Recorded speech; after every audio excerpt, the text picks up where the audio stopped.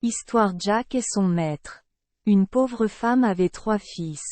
L'aîné et le deuxième aîné étaient des gars rusés et intelligents, mais ils appelaient le plus jeune Jack le fou, parce qu'ils pensaient qu'il n'était rien de mieux qu'un simplet. L'aîné, fatigué de rester à la maison, a dit qu'il irait chercher du service. Il resta absent une année entière, puis revint un jour, traînant un pied après l'autre, avec un pauvre visage ratatiné sur lui, et il était en colère comme 2 bâtons. Lorsqu'il fut reposé et qu'il eut quelque chose à manger, il leur raconta comment il avait obtenu du service chez le Chuérel gris du Toneland de Mistchens, et que l'accord était que celui qui dirait le premier qu'il était désolé pour son marché devrait avoir 1 pouce de large. La peau de son dos, de l'épaule aux hanches, enlevée. Si c'était le maître, il devrait aussi payer le double du salaire. Si c'était le domestique, il ne devrait recevoir aucun salaire. Mais le voleur, dit-il, m'a donné si peu à manger et m'a fait travailler si dur, que la chair et le sang n'ont pas pu le supporter, et lorsqu'il m'a demandé une fois, alors que j'étais en colère, si j'étais désolé pour mon marché, j'étais assez fou pour dire que je l'étais, et me voilà handicapé à vie. La pauvre mère et les frères étaient assez contrariés. Et le deuxième aîné dit sur le champ qu'il irait prendre du service chez le Chuérel gris, et le punirait de tous les ennuis qu'il lui causerait jusqu'à lui faire dire qu'il regrettait son accord. Oh! Ne serais-je pas content de voir la peau se détacher du dos du vieux méchant? A-t-il dit. Tout ce qu'il pouvait dire n'avait aucun effet.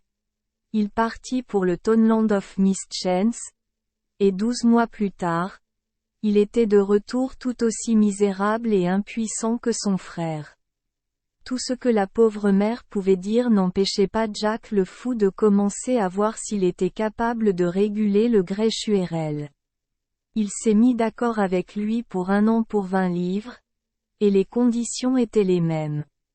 Maintenant, Jack, dit le grès Chuérel, si vous refusez de faire quelque chose que vous êtes capable de faire, vous perdrez 1 mois de salaire.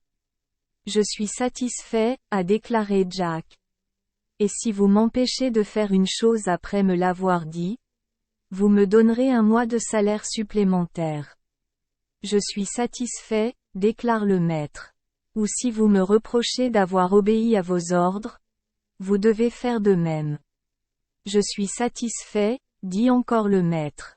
Le premier jour où Jack a servi, il a été très mal nourri et a été travaillé jusqu'aux jupes de sel. Le lendemain, il revint juste avant que le dîner ne soit envoyé au salon. Ils étaient en train de retirer l'oie de la broche, mais cela va bien à Jack. Il retire un couteau de la commode, coupe un côté de la poitrine, une jambe, une cuisse et une aile, et tombe dessus. Le maître entra et commença à l'injurier pour son assurance. Oh!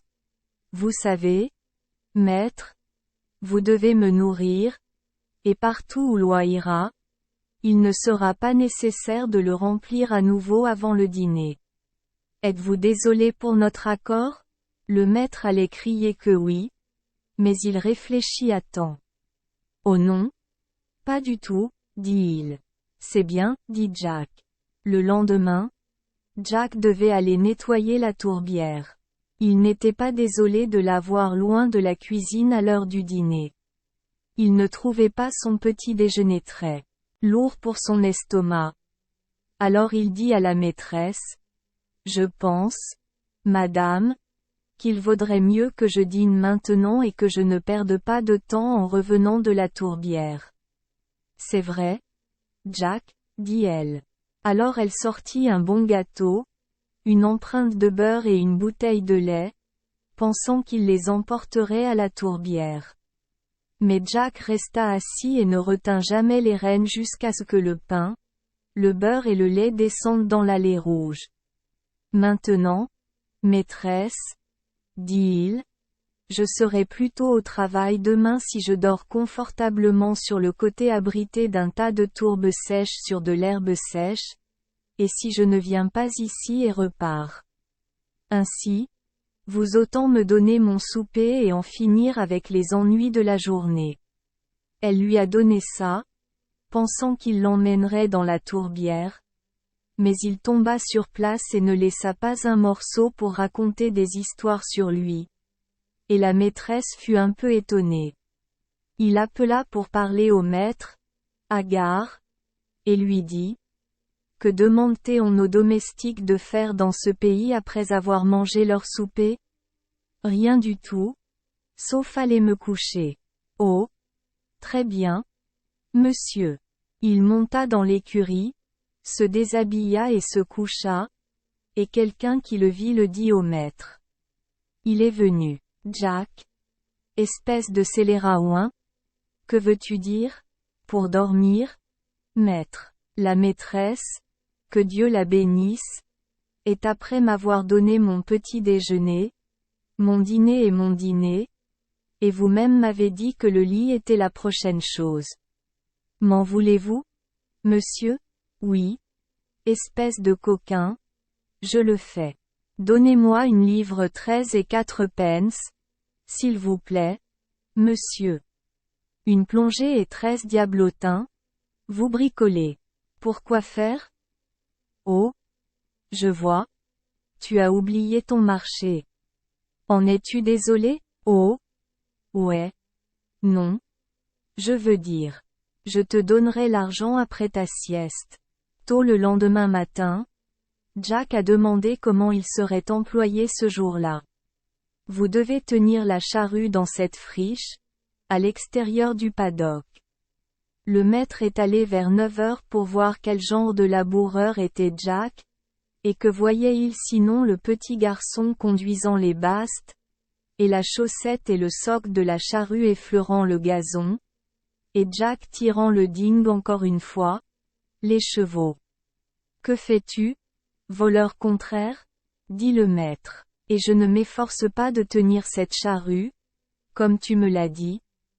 Mais ce petit garçon continue de fouetter les bastes malgré tout ce que je dis.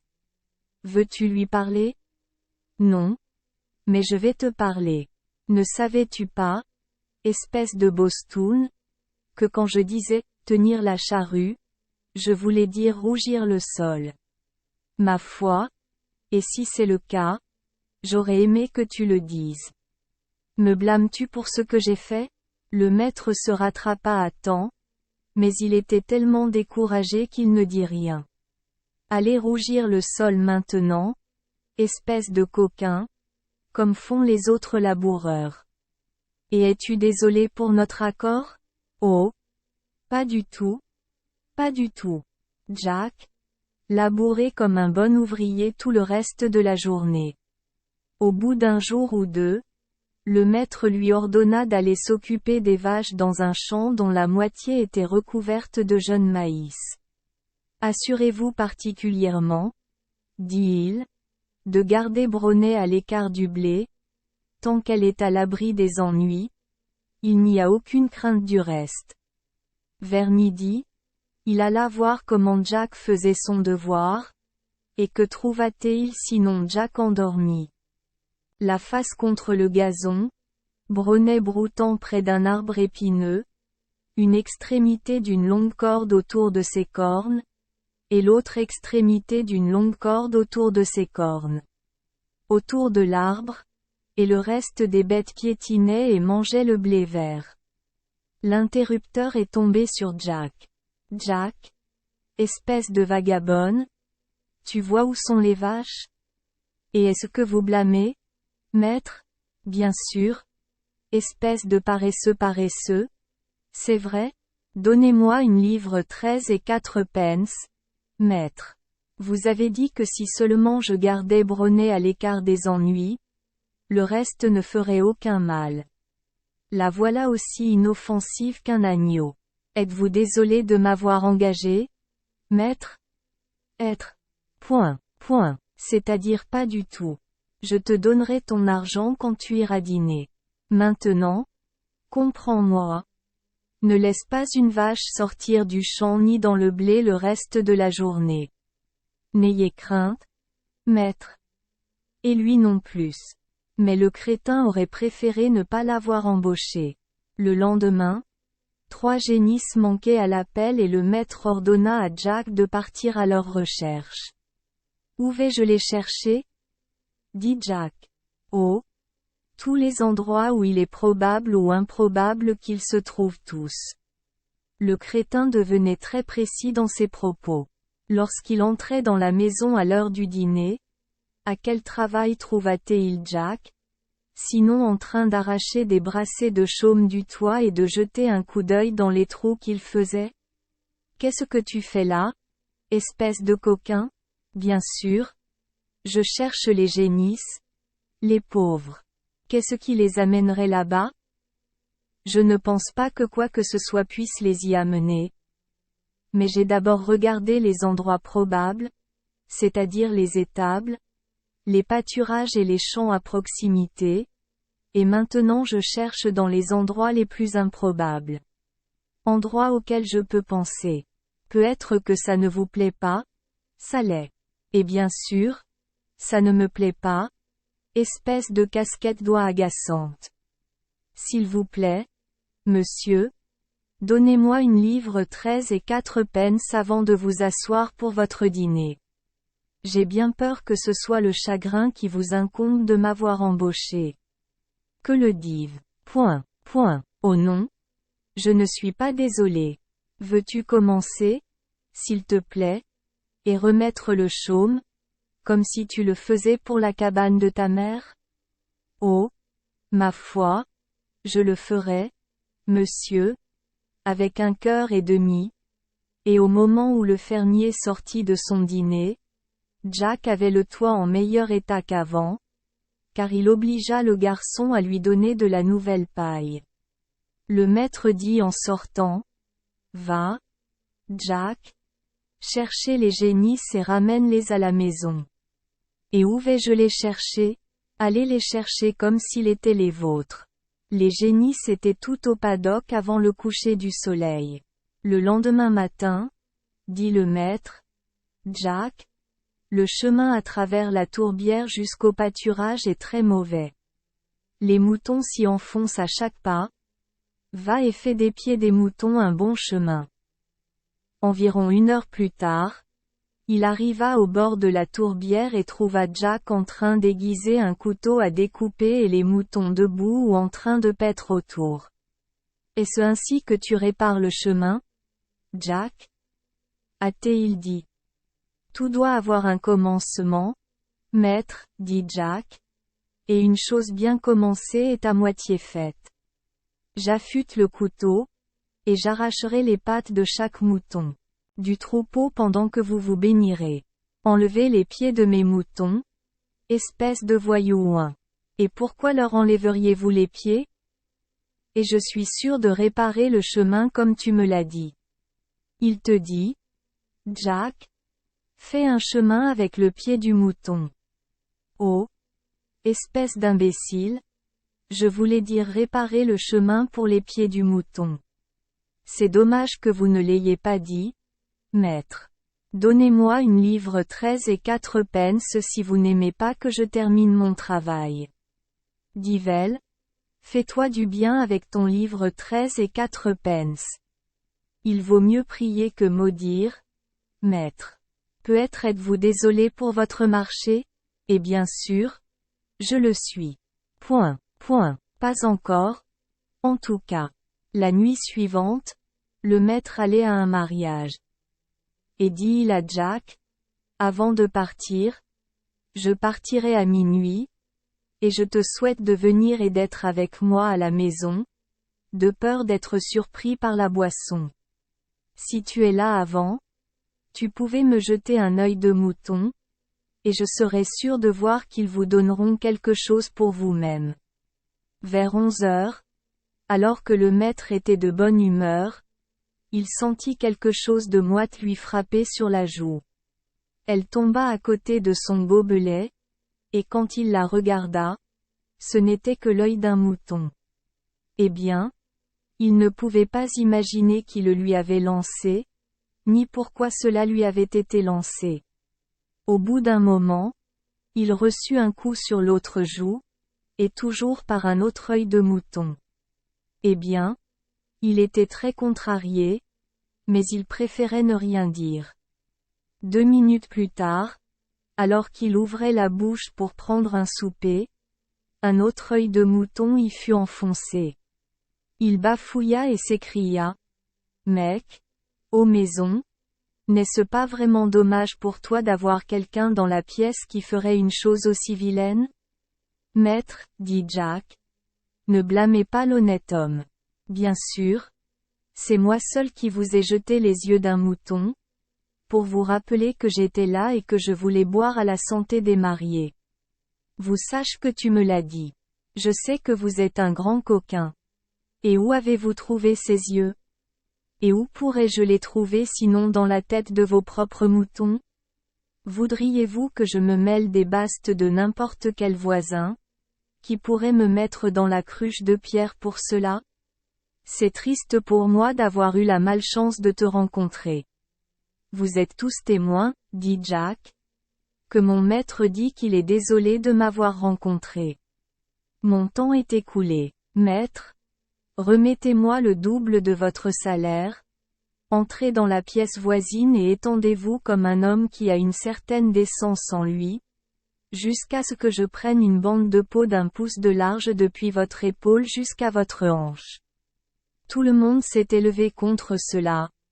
Mais, dit Jack, vous ne l'avez pas gêné lorsqu'il a pris les mêmes bandes sur le dos de mes 2 frères et les a renvoyés chez eux dans cet état et sans le sou, chez leur pauvre mère. Lorsque l'entreprise a entendu les droits de l'entreprise, elle n'était que trop impatiente de voir le travail accompli.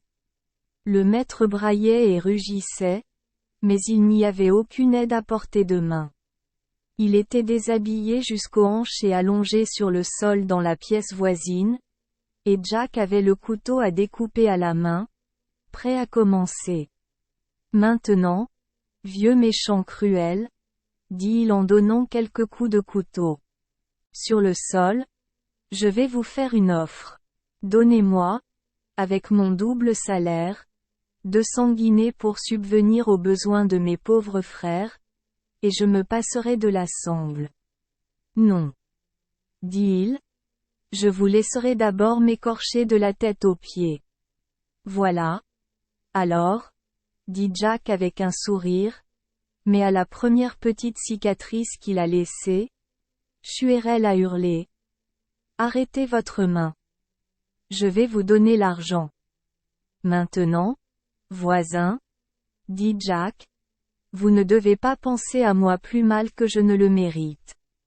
Je n'aurai pas le cœur de retirer un œil à un rat lui-même. J'en ai acheté une demi-douzaine chez le boucher, et n'en ai utilisé que 3. Alors tout le monde revint dans l'autre pièce, et Jack fut obligé de s'asseoir, et tout le monde but à sa santé, et il but à la santé de tout le monde en une seule fois. Et 6 hommes robustes le virent chez lui avec le maître, et attendirent dans le salon pendant qu'il montait et apportait les 200 guinées et le double du salaire de Jack lui-même. De retour à la maison, il apporta l'été avec lui à la pauvre mère et aux frères handicapés, et il n'était plus Jack le fou dans la bouche des gens, mais Skin-Shuerel Jack. Merci les enfants des Esperluette Croisillon 39. Avoir écouté des contes de fées au jour Esperluette Croisillon 39. 8. Espérons que les histoires apporteront aux enfants des moments heureux et significatifs. Si vous aimez notre chaîne, veuillez appuyer sur le bouton S Esperluette Croisillon 39. Abonner, pour ne manquer aucune histoire intéressante. Je vous souhaite une bonne nuit de sommeil et de beaux rêves. Rendez-vous dans la prochaine histoire.